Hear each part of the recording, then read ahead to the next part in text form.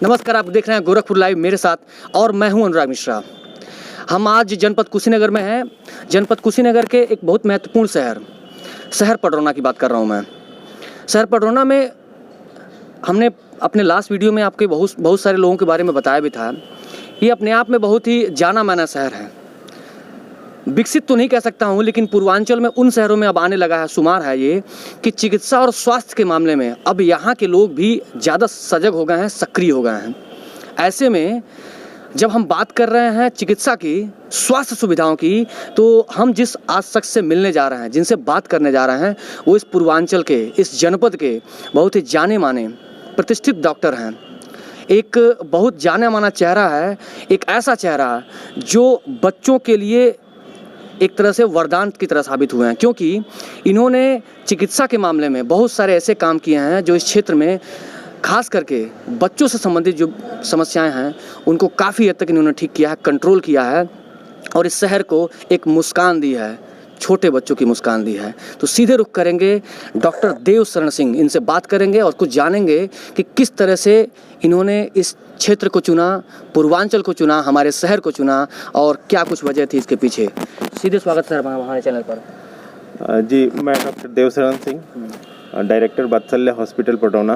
देखिए, आज से 10 साल पहले जब हमने जो है हॉस्पिटल शुरू किया था, तो उस समय उद्देश्य ये था कि पूर्वांचल के इस दूर दराज इलाके में जहाँ पे जो है बच्चों के स्वास्थ्य से संबंधित सुविधाएं उपलब्ध नहीं थी उस समय, तो एक नई शुरुआत करना।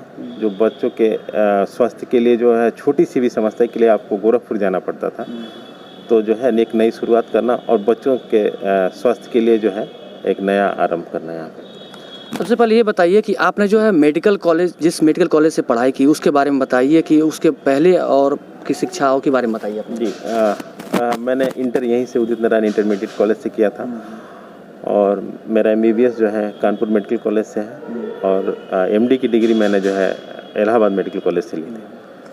तो एक अवसर था आपके पास बाहर जाके काम करने का, किसी बड़े हॉस्पिटल में काम करने का, किसी ऐसे जगह इनरोल करने का, आपने पूर्वांचल को ही चुना, आपने अपने जनपद को ही क्यों चुना? जी, ये मुख्य इम्पोर्टेंट क्वेश्चन है आपका। देखिए, बड़े शहरों में तो बहुत सारी सुविधाएं उपलब्ध होती हैं और बहुत सारे डॉक्टर होते हैं, लेकिन जब मैंने अपने जनपद में शुरू किया था उस समय मैं इकलौता यहाँ पीडिया का डॉक्टर था और पहला जो है NICU मैंने शुरू किया यहाँ पे। ठीक है, तो जो नवजात बच्चे जो है जिनके इलाज के लिए जो हमें बड़े शहरों में गोरखपुर या लखनऊ जाना पड़ता था, तो वो सुविधाएं यहीं पे मुहैया होने लगी और इससे लोगों को सुविधाएं मिली हैं। जनपद कुशीनगर का एक तरह से पहला कह सकते हैं कि एक बच्चों का ये डॉक्टर हॉस्पिटल हुआ है और काफ़ी नेक नज़ीर साबित हुआ। अब सीधे मुद्दे बात करेंगे कि चूँकि आपको पता है कि आज के दौर में पिछले 7-8 महीनों से हमारा पूरा देश, पूरा हिंदुस्तान, इवन कह सकते हैं पूरा विश्व जो है एक खतरनाक पेंडेमिक से जूझ रहा था। हम लोग काफ़ी उससे उभर के भी सामने आए हैं। लगभग सरकार ने और तमाम जो है वैज्ञानिक संस्थाओं ने जो है वैक्सीनेशन तैयार भी कर ली है।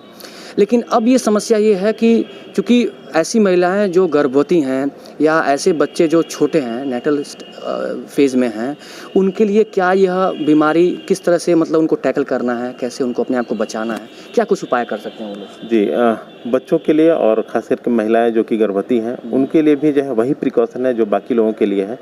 ठीक है, उनको भी मास्क पहनना है, सोशल डिस्टेंसिंग रखनी है और जो है हाथ साफ करने हैं। ठीक है, तो किसी भी डिटर्जेंट या साबुन से जो है हाथ साफ करने हैं, सोशल डिस्टेंसिंग रखनी है। आपके वहाँ तो ग्रामीण क्षेत्र से काफ़ी लोग आते होंगे, तो उनको आप जो है कैसे मतलब मोटिवेट करते हैं, समझाने की कोशिश करते हैं? हाँ, ग्रामीण क्षेत्रों में लोगों को समझाना थोड़ा सा मुश्किल होता है, लेकिन काफ़ी जागरूक हैं लोग और जो है सरकार ने जो प्रयास किए हैं उससे जो है काफ़ी जागरूकता इस बारे में बढ़ी है। ठीक है, तो अब तो कोई दिक्कत नहीं है, तो लोग जो है मास्क लगाते हैं, सोशल डिस्टेंसिंग का पालन करते हैं और हाथ भी धोते हैं। हाँ, हालांकि कुछ दिनों में इधर जबकि जो है कोविड का जो संक्रमण अभी कुछ कम हुआ है, थोड़ी लापरवाही देखने को मिल रही है, लेकिन मैं लोगों से निवेदन करूंगा कि लापरवाही अभी ना बरतें। जब तक कि हमारा टीका नहीं आ जा रहा है तब तक हमें जो है ये तीनों चीज़ों का पालन करना चाहिए, मास्क लगाना, सोशल डिस्टेंसिंग और हाथ धोना। तो क्या आपको लग रहा है कि जैसे अभी तो उसके बारे में किसी को जानकारी नहीं है, लेकिन आप मेडिकल फील्ड से हैं, तो क्या ये वैक्सीनेशन जो आएगा वो छोटे बच्चों को भी लगेगा क्या? जी, देखिए, चूँकि हमारे पास साधन सीमित हैं, तो हम पहले गवर्नमेंट की पॉलिसी जैसी है कि पहले जो है जिनको ज़्यादा रिस्क है उनको सरकार लगवा रही है, जैसे कि स्वास्थ्यकर्मी हैं, पुलिस वाले हैं और जो ऐसे लोग जो है कि मेडिकल स्टाफ भी। हाँ, जो कि लोगों के कांटेक्ट में ज़्यादा आता है, जिनकी एज ज़्यादा है, जिनको होने का मीडिया कर्मी भी हैं। जी मीडिया कर्मी भी, और जिनकी एज ज़्यादा है, 60 साल के ऊपर है, तो सरकार इन लोगों को पहले लगवा रही है। धीरे धीरे करके जब वैक्सीन और उपलब्ध होगा तो पूरी पॉपुलेशन को लगाएंगे हम लोग। अब एक नए स्ट्रेन की तरफ बढ़ रहे हैं, मतलब दुनिया जो है अभी तो इस बीमारी को काफ़ी टैकल कर चुकी है, लेकिन जो नई समस्या है, रुकना भाई एक मिनट रुकना, से काफ़ी हद तक उभरने की कोशिश कर रहे हैं, उभर भी चुके हैं, तो एक नई समस्या जो आ रही है उससे कैसे मतलब हम प्रिकॉशन करेंगे? जी, अभी कुछ दिनों में कोविड का एक नया स्ट्रेन आया है, ठीक है, जो पहले जो है ब्रिटेन में और यूरोप के देशों में जो है पहले जो देखा गया, और धीरे धीरे अपने देश में भी जो है ये स्ट्रेन जो है पाया गया है।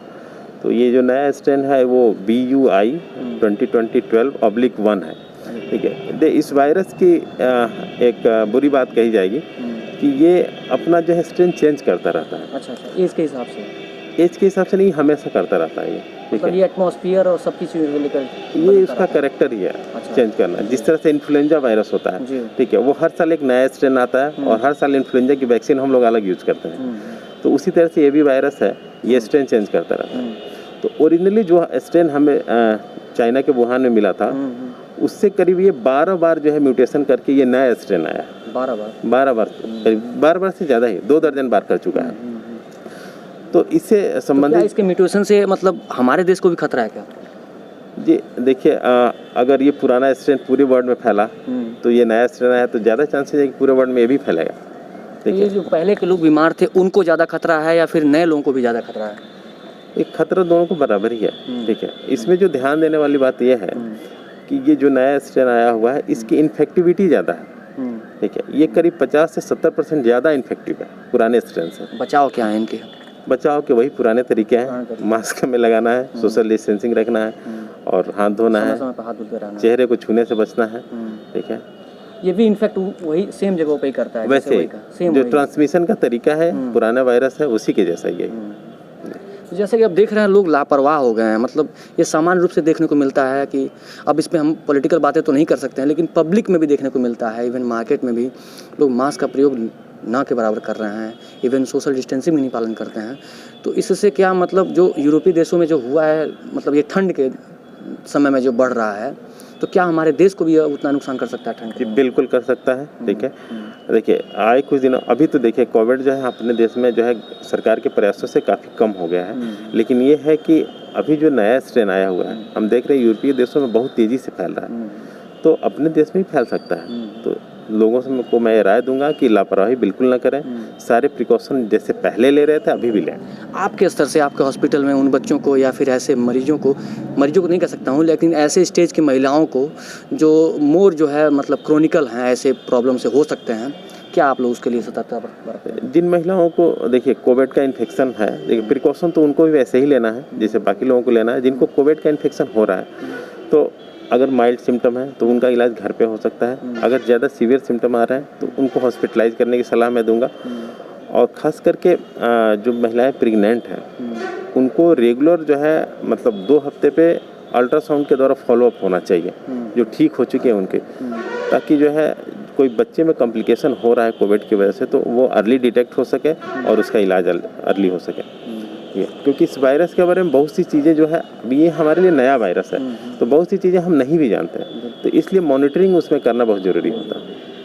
अब सीधे सवाल पे बात करेंगे, विजन जो है आपका, आप चूँकि पूर्वांचल से हैं और पूर्वांचल अपने आप में अब जो है शिक्षा और स्वास्थ्य दोनों के क्षेत्र में धीरे धीरे अग्रणी हो रहा है। स्वास्थ्य के मामले में सरकार ने अभी जो है पिछले कुछ दिनों पहले ही घोषणा की कि हमारे वहाँ पडरौना में जनपद कुशीनगर में राजकीय मेडिकल कॉलेज बनाए जाएंगे, और अभी कुछ ही दिन पहले की एक बात है सरकार ने भी घोषणा किया कि ट्रामा सेंटर बनाया जाएगा। तो अब उससे कितना लाभ मिलने वाला है इस जनपद को? जी सरकार का ये देखिए बहुत ही सराहनीय कदम है, अपने जनपद को जो है एक मेडिकल कॉलेज मिलने जा रहा है और ट्रामा सेंटर भी सरकार के प्रयासों से मिलेगा, ये बहुत ही सराहनीय कदम है।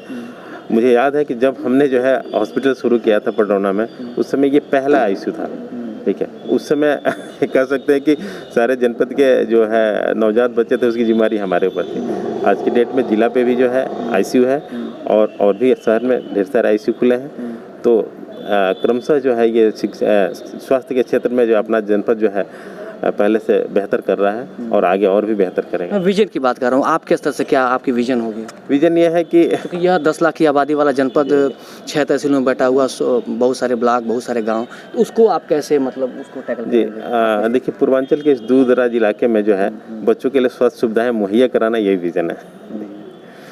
हम जिनकी बात कर रहे थे, जिनसे बात कर रहे थे, ये शहर पडरौना के जाने माने बाल चिकित्सक हैं।